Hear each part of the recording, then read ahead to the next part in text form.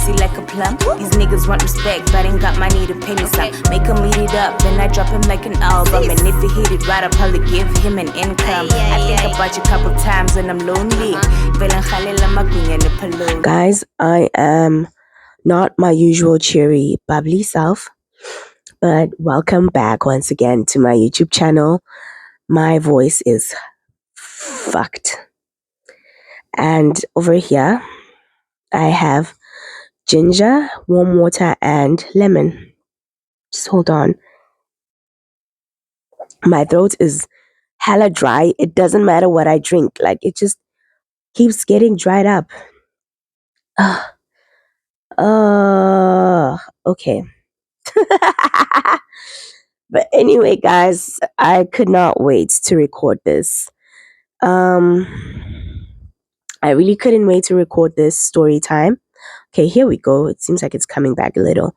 I couldn't wait to record this story time because a lot happened and I have missed, today's the 4th. I feel like I've missed about 3 or 2, no, not even 2 days in one. I've missed 3 days of the year, just sleeping and recovering and recuperating, and most of it was because of I caught flu, and not even just the flu, like I caught a fever first. I was really sick. I was like in bed the whole 2 days.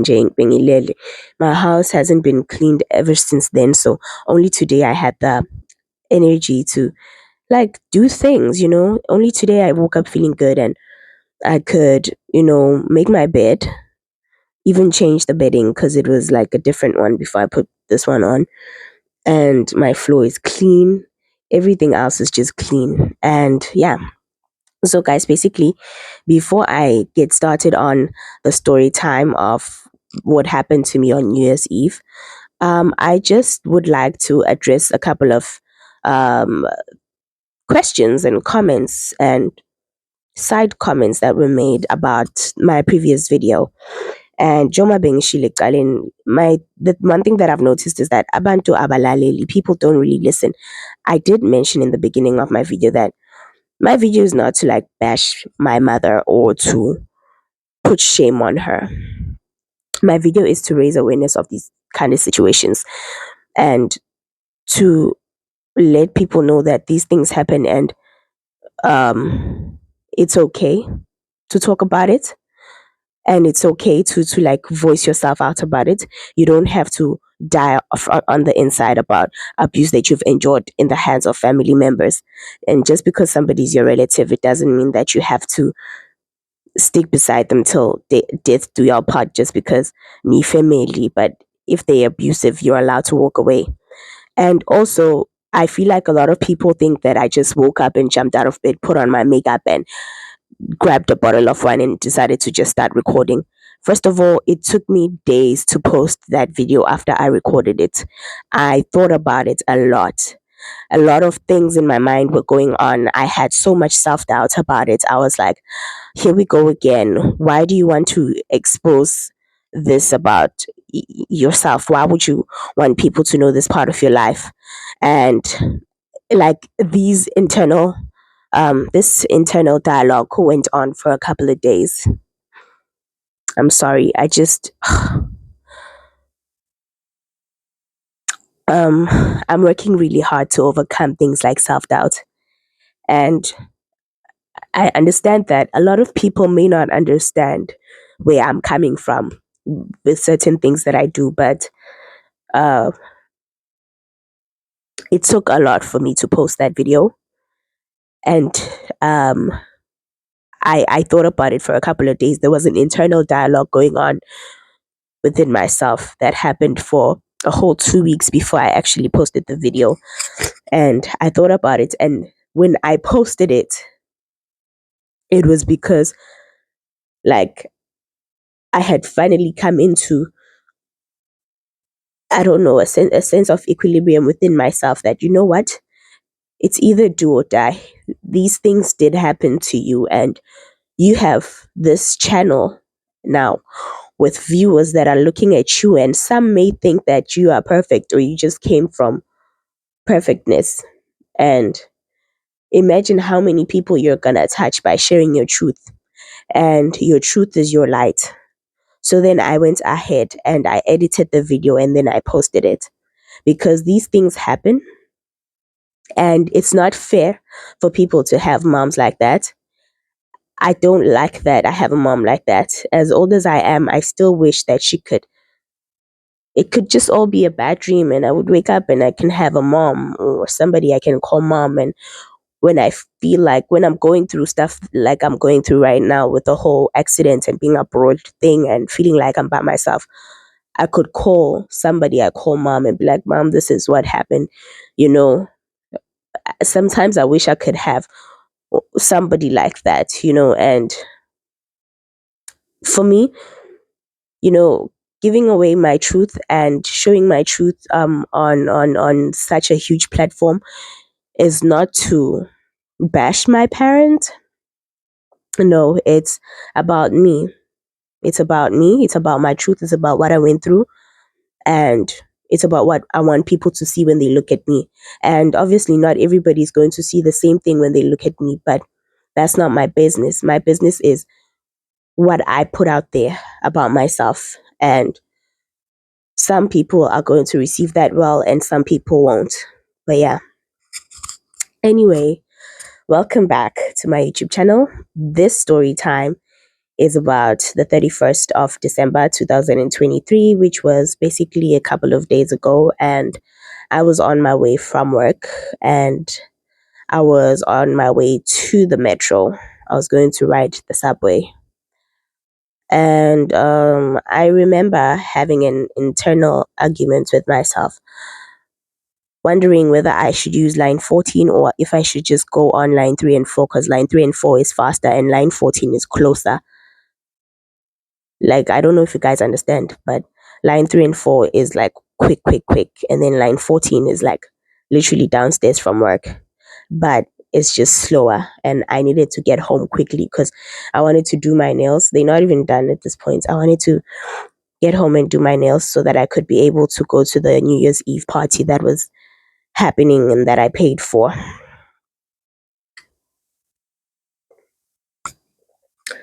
So basically, you know, I ended up taking the Hello bike. If you've watched my previous vlogs, you'll see me get on the blue bike. That's the bike that I use to get to work, to get to the metro station from my house. And depending on which metro station I got off at work, I will use the Hello bike as well to get from the metro station to my job. So basically, yeah, this is very traumatic. But yeah, basically um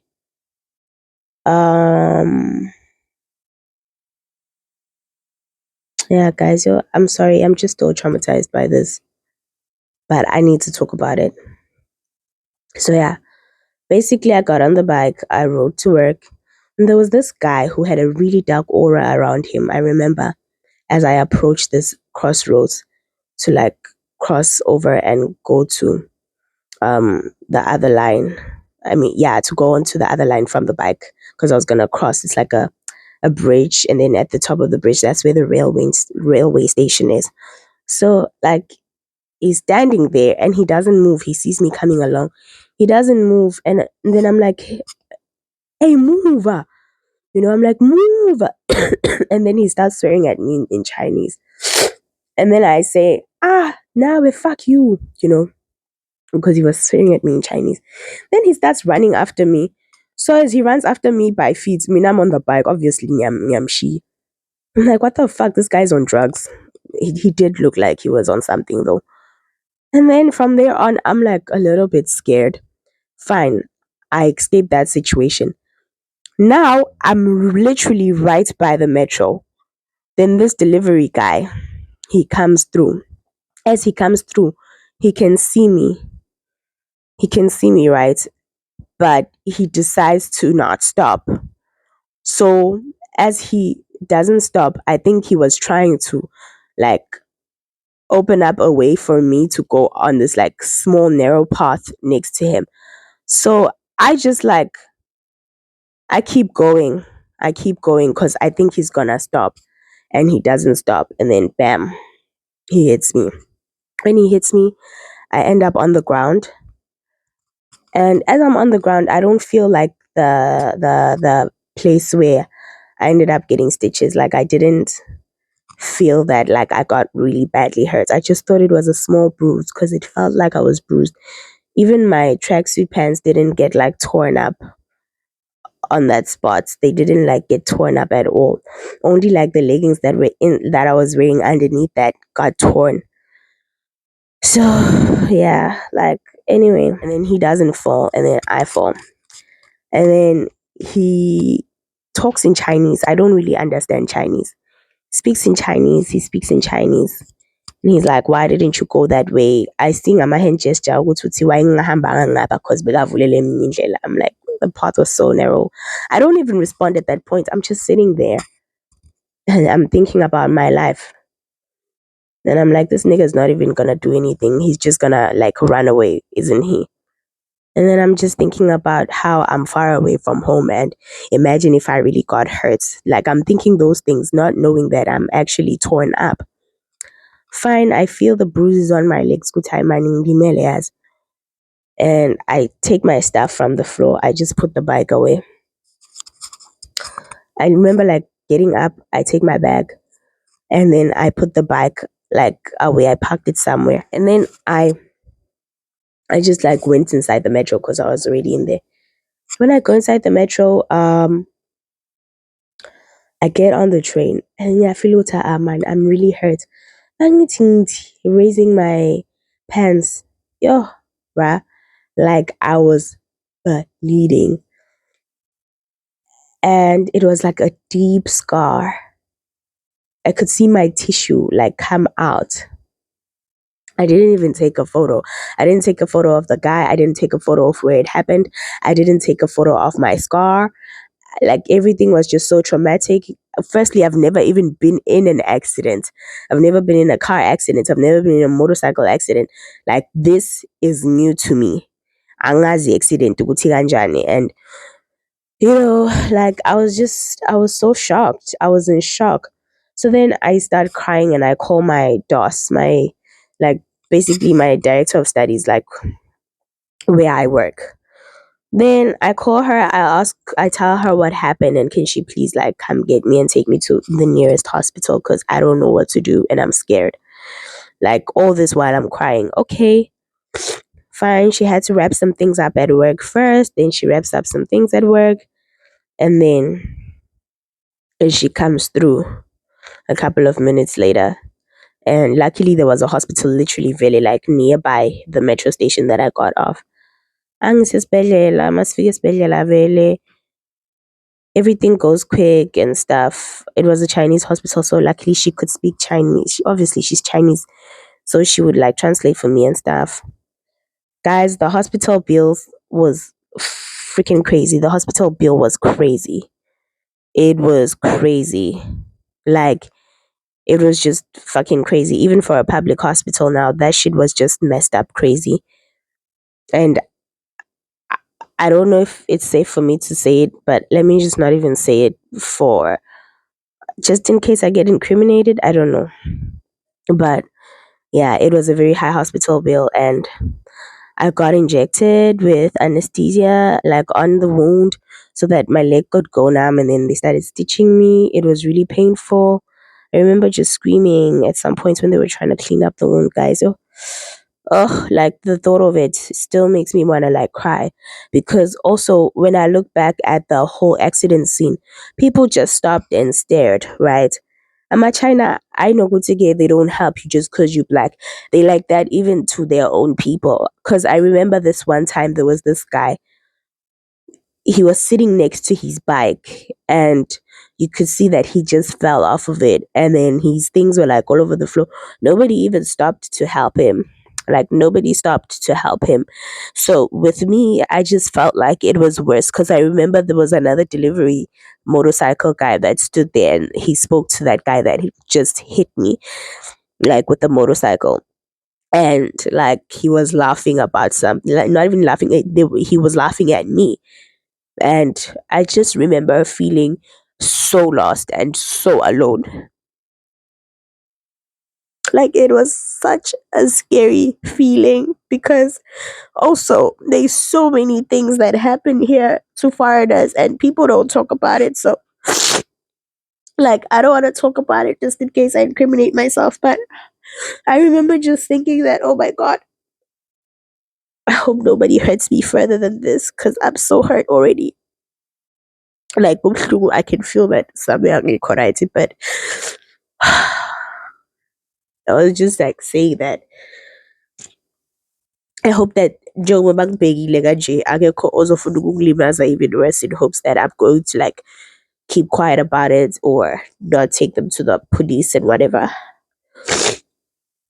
So yeah, like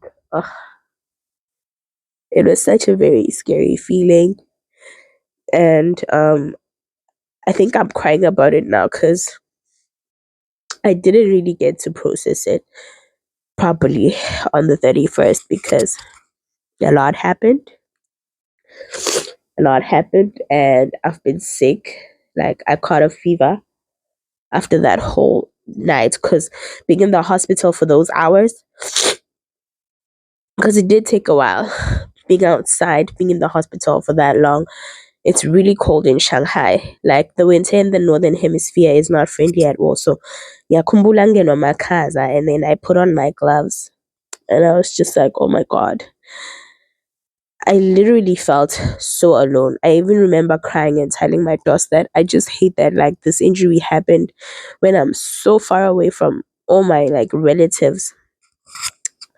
And it's just a scary feeling ukulunga kikaya. And then even worse, the people just like looked at me and it was like nobody gave a shit. Like some of these people are weird, and now I don't doubt the stories that I've heard about people saying that they've had relatives who come to teach here and they got unalived. And also that girl, I think we all know her by now. She even appeared on the news. She was South African. She's in Germany now. She used to teach here in Shanghai. And then her HR manager like hit her and stuff. Like I can just imagine how scary that must have been for her. And I remember when she said it also in her recording that she was just so scared because like she doesn't know any of these people. And yeah, it's so scary. It is so scary. Yes, we may over glamorize living abroad and stuff, but if we had an economy that didn't force us to leave home to go make money that we know we studied for, then half of these things wouldn't be happening to our people. We would just be safe gahle makhaya if we had a government that operates properly in our homes, in our home countries. Things like this wouldn't be happening, like us having to leave home so we can make a life for ourselves. It wouldn't need to happen, you know, because also the crime rate would be so low. People wouldn't have to like leave South Africa because they fear for their lives. People wouldn't have to leave South Africa because of unemployment or poverty or whatever. So yeah, like I just wanted to share that with you guys. And I know I'm not feeling well. Abanye benu would wonder like, you really just sat on your bed and picked up the mic and your phone and started recording. Yes, I did. It could have waited, but it really shouldn't have waited this long. And I think that I'm a trailblazer. If you don't know what that means, go look it up. And I'm not somebody who's going to sleep on the truth